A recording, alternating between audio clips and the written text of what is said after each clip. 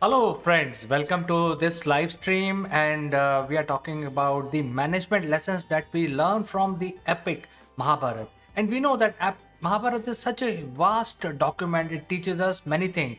So, what is that we are learning today? We are learning about the real enemy of our strength. So, who is the real enemy? I mean, we can be very powerful person, but who is the real enemy? Even if we feel very powerful, there could be something which will bring us down. So the answer Mahabharata tells us is that it is our pride, it is our feeling of proudness, that we are so and so. That is going to be the real enemy of our strength. How? Let us find out. I will take example of Mahabharata itself, and today I will mention about few incidents that happened in Mahabharata which teaches us this beautiful lesson, and it is related to Bhim. Bhim was one of the most powerful person as per Mahabharata. When he was actually born, he is basically Vayuputra as people say, and he is also the celestial brother of Lord Hanuman. And so when he was born as a child also, he was quite big and was very powerful, and people say that he had the strength equal to about 100 elephants. For a human being it's huge, because humans are not even as powerful as one tenth of an elephant. So if you have a strength of 100 elephants, you are definitely very powerful person.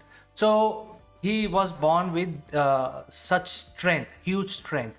And also he was the major character. I mean, if you read Mahabharata, he killed most of the enemy. When it comes to killing, there is nobody like Bhim. He is expert in killing his enemy, and he killed so many demons and so many enemies and so many different. So there was nobody who could actually stand the strength of Bhim in terms of raw power.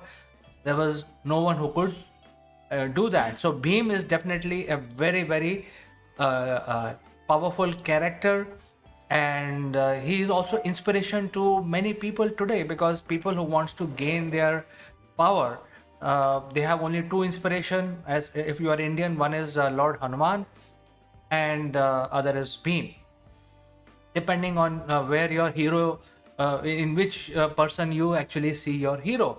However, what would have happened if these two characters meet, Bhim and Hanuman, because they are equally powerful?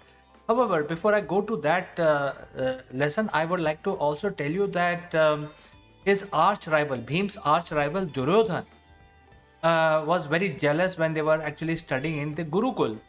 And during their schooling days, the Duryodhan basically wanted to eliminate Bhim.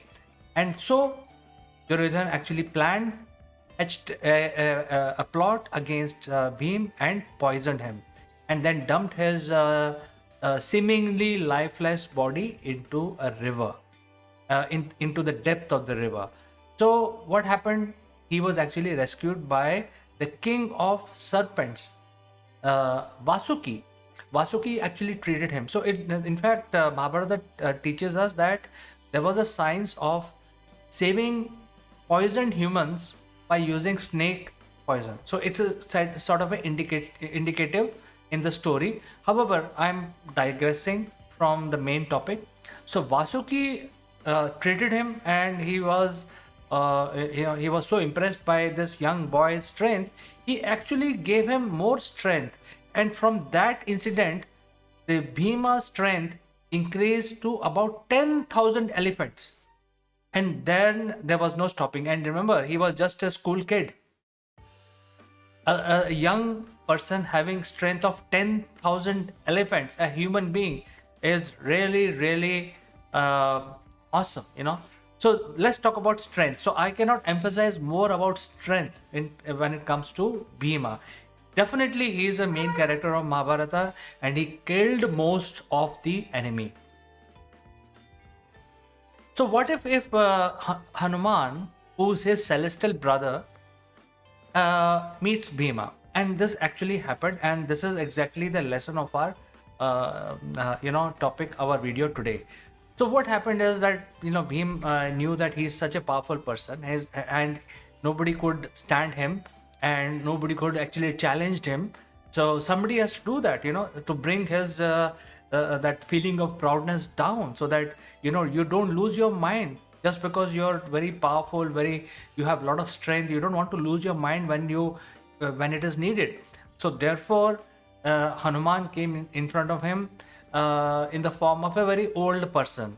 And then when Bhim was walking around in the forest, Hanuman's tail was in his way. So Bhim told Hanuman that, hey, you are a weakling, because he looked very weak. Hanuman looked very weak. So why did you remove your tail?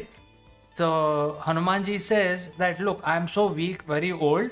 So why don't you? You are such a young person, very powerful. You look huge.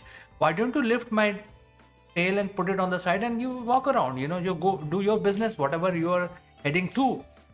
Now at this point, Bhima tried to lift his tail, Hanumanji's tail, and he could not even shift a millimeter. And he tried and tried and tried and tried very, very hard, and he could not even move a tail. And that is the point, that is the time that Bhima realized that this person is not a simple person, because I have so much strength. My strength is equal to 10,000 elephants, and with that kind of strength, I'm not even able to lift the tail of this person. This so he is definitely not a normal human being, because I know my strength. Therefore this person has to be Lord Hanuman. So he identified, and he actually stood in front of Lord Hanuman with folded hand and forgiveness. And this is a lesson that Hanumanji tells Bhim, that never get the feeling of proud in you, because when you have so much proud, you become actually weak. Your proudness, your feeling of pride basically pull you down, and you will not be able to use your knowledge when you need it most. So this is a great learning. And let's talk about little bit about Lord Hanuman. Lord Hanuman is also known as Pavan Putra, and he is the ultimate power. He has more power than sun. He has more power. I mean, if you go back to Ramayana, all his powers are mentioned in Ramayana, which is a couple of thousand years before Mahabharata period. So he is very powerful. He has same power as a black hole, the power of black hole. He can increase his size, decrease his size at will. He can fly around like Superman, and nobody can defeat him. No one can defeat him, not even gods. So, but he is a very grounded person, and that is why we call Lord Hanuman, Bhagwan Hanuman, as Gyan Gun Sagar. That means he has so much immense knowledge in him. So he is very grounded. He is the most powerful person, but highly grounded. He never show off his strength. So that is the character of Bhagwan Hanuman. And that is why Bhagwan Hanuman himself wanted to mellow down Bhim, because the Mahabharata battle is supposed to be coming, and Lord Hanuman, being a celestial brother of Bhim, he didn't want Bhim to lose out because of his feeling of pride. So he actually wanted to bring him down and make him grounded before the war. And that is why this incident is very clearly mentioned in Mahabharata. Now, I think that's a lesson we should learn as management students. The strength can be of different types and kinds. Obviously, physical strength, we have talked enough today. So some person can be physically strong. Some person can work out and actually increase their strength. There could be other types of strength also, which is the strength of knowledge. You can be very intelligent. You understand. You have a very sharp mind. You understand most of the things. So you have the strength of knowledge. But in both the cases, strength as well as in terms of the knowledge as well as physical strength, that you can lose your cool, and immediately your power of utilizing your strength goes away. So I think the whole point is to be grounded. Never have this feeling of pride that, oh, you are very powerful and I'm very intelligent, so nobody can defeat me. That is not true. You have to utilize these strength for your benefit. And when do you not utilize, it's basically when you are actually thinking that, oh, nobody can touch me because I'm very powerful, very intelligent. What is the other type of power in today's world? Well, obviously, other type of power is the money power. Well, money power is the least of the strength today, but surprisingly, people with money, who have the money, they also get this feeling that nobody can touch them because they have so much money. And we know there are empty number of examples around us, that we see that the money when you need most doesn't work. Even if you have so much money, and if you fall sick, money cannot save you. You keep on spending money, but then there is something else, divine intervention, it cannot. So the lesson that Mahabharata teaches us: never get the feeling of pride about yourself, whether it is about your physical well-being, whether it is about your knowledge, or even about your money. You have to keep yourself grounded. A very good lesson that Mahabharata teaches us, and I thought I will cover this in the management lessons that we learn from Mahabharata.